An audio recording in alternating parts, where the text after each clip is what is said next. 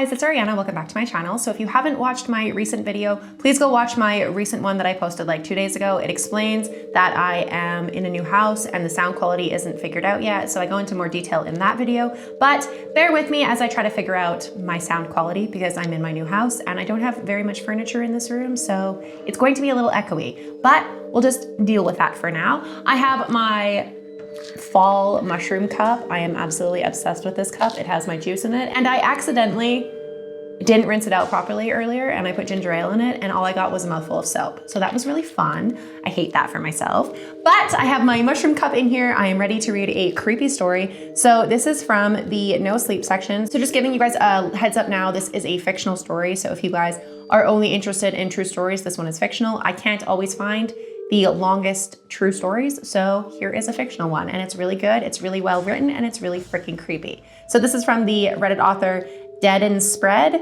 and it's titled, "When I was a kid, something appeared in my backyard. I had forgotten, and now it's back." I'm not young, but I'm not exactly old either. Probably older than most of you reading this though. I grew up in a time before cell phones. The internet was a pretty new thing. We most certainly didn't have places like this to share weird and scary stories. I wish there had been something like that though. Maybe I would have gotten some advice, or at least had a better record than a spotty memory hazed over with the alcohol and drugs of my 20s. Honestly, I had mostly forgotten about the truth of this incident. This is until recently, it all came flooding back with a nightmarish wave. I think my brain protected me from the trauma, buried it so deep it took a long time to come to the surface. It's at the surface now though. Now it's back. I'm jumping ahead though, so let's start at the beginning. The year was 1996. I was 14 years old, living in a small California town. My parents had purchased a house on the mountains. My father had become disfranchised with life in the city and wanted to go somewhere that our closest neighbor was nearly a mile away. I can't say it made me or my sister Katie too terribly happy. We lost all of our friends and ended up in this small town school that involved an hour-long bus ride to and from the campus. She made new friends quickly. She was 2 years older than me, pretty, popular, and the kind of person people were just drawn to. I, on the other hand, was short, awkward, and quiet. Suffice to say, I got picked on a lot, and I didn't adjust very well. My father saw this as an opportunity to toughen me up and teach me some things about how to take care of our new home. If you're just going to be sitting around the house all summer anyway, then you might as well learn some life skills. And that was that. I took one last look at my new PlayStation and my copy of Resident Evil I'd saved my allowance for, and I was put to work. I cleaned gutters, mowed the lawn, helped my dad repaint the garage, and finally, the most important task to the story, I helped build him a new woodshed. I say helped, but in reality, he talked me through it and I did the majority of the labor. I think he always wished I was more the type to work with my hands, even though I was more drawn to drawing, writing, and video games than sitting in the sun and building a fucking shed.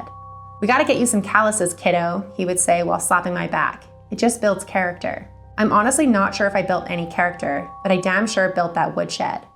Old grocery store pallets made up the flooring, but the walls and roof were made of huge corrugated aluminum sheets to make sure the rain ran away from the wood piles. I cut myself so many damn times getting those sheets in place. I looked like I lost a fight with a razor blade factory. Sometimes I wondered if it was the blood I spilled in the grass that summoned him. Like I accidentally performed some ritual that I was totally unaware of. Step 1, spill a couple of pints of blood in your backyard. Step 2, curse profusely while putting up a woodshed with your dad laughing at you the whole time. Step 3, spend every night praying to whatever deity will listen to you that you don't have to spend another second working on this damn shed. Step 4, summon an unholy evil that permanently scars you and leaves a broken mess, repressing memories for the majority of your life. Pretty shit ritual if you ask me. I'm joking though, it has nothing to do with the blood, or even the shed really. The shed is just where it first appeared. I can remember that night with more clarity than I wish to. It was the night I finished building. I remember my dad actually telling me that I did a good job as he inspected my work.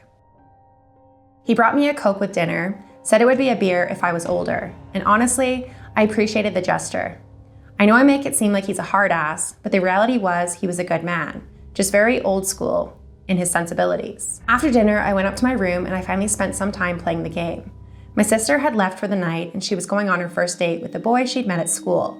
Since she was going to be out late, my parents agreed I'd earned it and said I could stay up as late as I wanted. My hands hurt and I was exhausted, but I honestly didn't care. I felt like I'd earned some time to relax and enjoy myself. It felt good. I stayed up way too late. The clock rolled over to 1:30 and I finally told myself that I needed to get some sleep because who knows what chore Dad had for me the next day.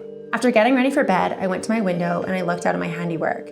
Actually pretty proud of myself. That's when I saw it. At first, I thought it was my dad, but as my eyes adjusted, looking into the dark, I realized he was far too tall, far too lanky, and far too pale. His clothes hung off his thin frame in ragged tatters and bellowed in the night breeze. He walked around the shed, sliding his hand against the aluminum walls. Tink, tink, tink. The sound of his nails clicking against the bends in the metal. Then he looked up at me. There was a shine in his eyes, like the shine a raccoon has when you catch it hunting through your trash. His face was gaunt and pale. Sunken cheeks made his cheekbones look like sharp daggers jutting out of the sides of his face. His mouth was a little more than a thin line of nothing, drawn onto its low-set jaw. It wriggled slightly as he fixed his gaze on me. Awake too late? I shouldn't have been able to hear its soft whisper. Yet I could very easily. It rang in my ears with a pitch similar to someone rubbing a wetted finger on a half-full crystal glass. Its stutter, a manufactured weakness, like its weak-looking frame. Come out to play, or I come in? It cocked his head at an unnatural angle and twisted it further and further until it was looking at me almost upside down. It hummed, and the drone filled the air around me. The floor beneath my feet vibrated at the odd frequency, and it resonated through my legs and into my chest. I tried to cry out to my parents, but I just felt paralyzed. I still don't know if it did something to me or if I was just scared and I couldn't move. I watched as it twisted its body into bizarre angles and skittered from the woodshed to the side of the house. I could hear it clambering up the wall towards my window. My feet finally broke free from their place to the ground, and I stumbled backwards towards the door to my room.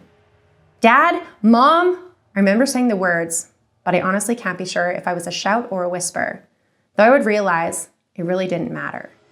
The face suddenly appeared in my second-story window. It was close enough now that I could make better out of its features. The eyes still gleamed from the sunken place in its sockets, and the lined mouth still quivered as it hummed its awful noise.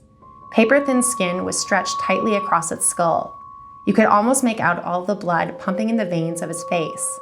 The humming stopped as his mouth stretched open into an awful void like maw, and it clapped its jaw together quickly and sharply, over and over again. The snapping noise of its mouth opening and closing at high speeds sounded like a camera shutter quickly taking pictures. I barely had time to think if I had even locked the window before the creature slid its bony finger into the crack of the windowsill and lifted it. It slithered through like liquid, and before it touched the ground, I had flung my bedroom door open and ran into the hallway towards my parents. They were still sound asleep in their bed, and I ran over to my father and I started shaking him, trying to wake him up, but it was like he was in a coma. I shook and shook, but his eyes stayed closed, and his body stayed still. I ran around the bed to try the same thing with my mother, screaming like a madman the whole time for them to wake up. Sleep like angels, sleep like the dead. It now stood in my parents' doorway. It looked taller than before, as if it was wreathed in shadow. Its head twisted unnaturally again, and it wrapped his fingers around the door frame, as if it was about to pounce. That's when I heard the front door open. It was quiet, my sister trying to sneak in after her curfew. Not quiet enough, though. The thing spun its head around quickly, reacting to the new presence in the house, and before I could react, it was now making its way to the stairs, with unnatural grace and fluidity. Its hands and feet clawed the walls, knocking pictures down, and I could hear them breaking on the ground.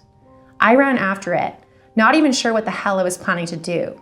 I watched it vanish down the stairs, and I heard my sister let out one of the most terrifying screams I've ever heard in my life.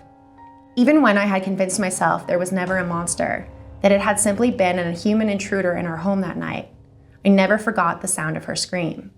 From the top of the stairs, I watched as the thing encircled my sister like a constrictor, its thin fingers grabbing her throat and squeezing to cut short the awful scream into a painful wheeze.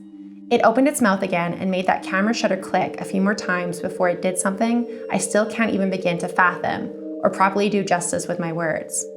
It drained the life out of her. I could see it happening, her eyes wide with terror as her form seemed to blur, and and what I can most accurately describe as her soul was ripped from her body and into the horrid creature's open mouth.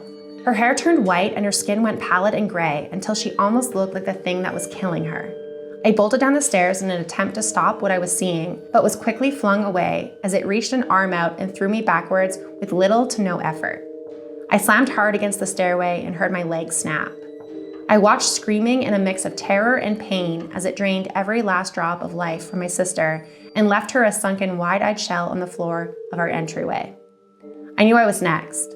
It stared at me with those gleaming eyes rolling in their sockets and stretched that thin line into a smile.